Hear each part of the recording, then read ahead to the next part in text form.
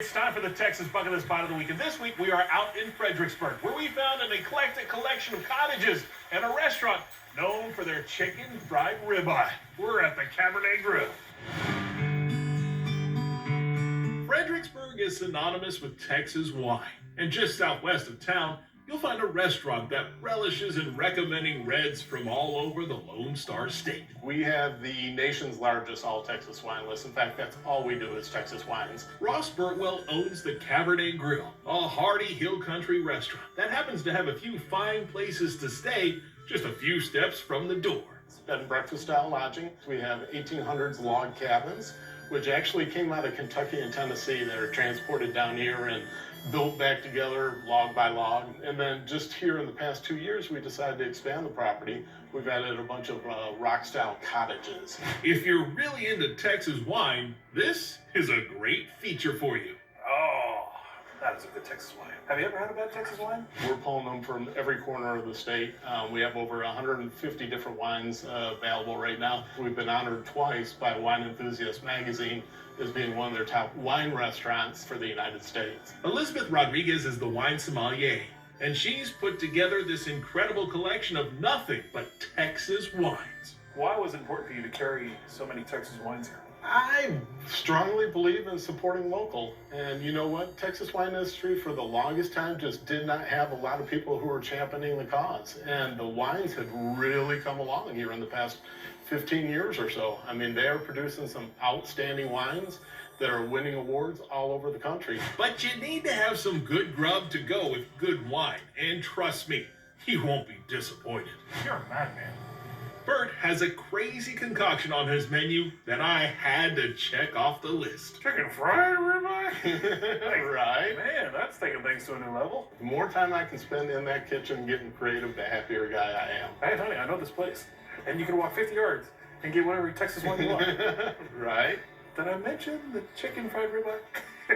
It doesn't stop there. The ribeye is topped with a cream sauce that has lobster, bacon, and green chilies in it. I never want to have a chicken fried steak on the menu, but our customers kept asking for it.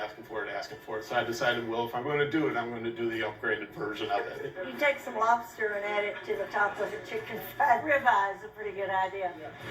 Ross takes a certified Angus beef ribeye and breads it up with a combination of flour and saltine crackers. That's topped off with some house-made Cajun seasoning. On to the sauce. I've got some fresh Maine lobster tails right here. We went ahead and we pulled these out of the shell, and then we actually poached them in butter. We're going to go ahead and slice that up a little bit. Also got some roasted hatch chilies here. These are the hot variety, as well as a little bit of applewood bacon that we've crisped up a little bit. And we're going to add this into our cream sauce in order to make our classic gravy. That ain't my grandpa's gravy, I'll tell you that. Once the gravy is good to go, Ross heads to the fryer. How long does it normally take to fry a ribeye? We're going to cook it till it's nice and golden brown. Probably about 3-4 minutes is all it's going to take. Was it hard to put a ribeye in the fryer? You know, I'm a mid-rare guy myself, and dropping a ribeye in a fryer, yeah, it's a bit of a challenge to that. But, you know, when you put it all together, you gotta love it. And come together it does. So we don't want to be shy about this.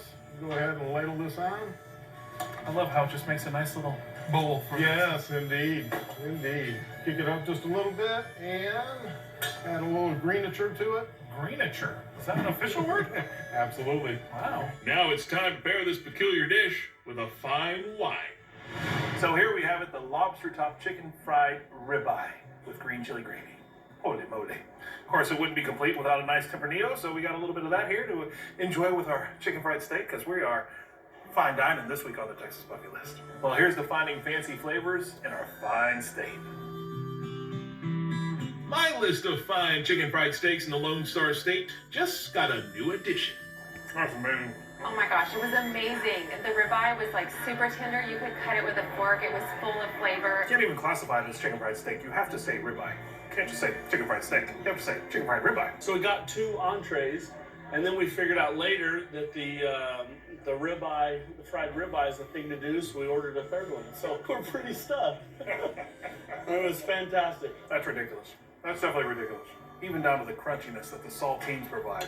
Every little piece of this amazing dish has been thought out. The lobster just that makes it more rich. Well, if you're looking for a rare find when it comes to chicken fried steaks, come to Fredericksburg to get your lips around a chicken fried ribeye topped with lobster and green chilies right here at the Cabernet Grill. Well worth a stop. Do I have to say it? On the Texas bucket list. Very savory. The lobster, I mean, it's super sweet and tasty. It was perfect. Very good. Well, I'm going to have to climb up in Channel Rock at least 3 times after that dish. I might be there with you. Mine's all gone. You notice we didn't have a to-go box. It's a blessing.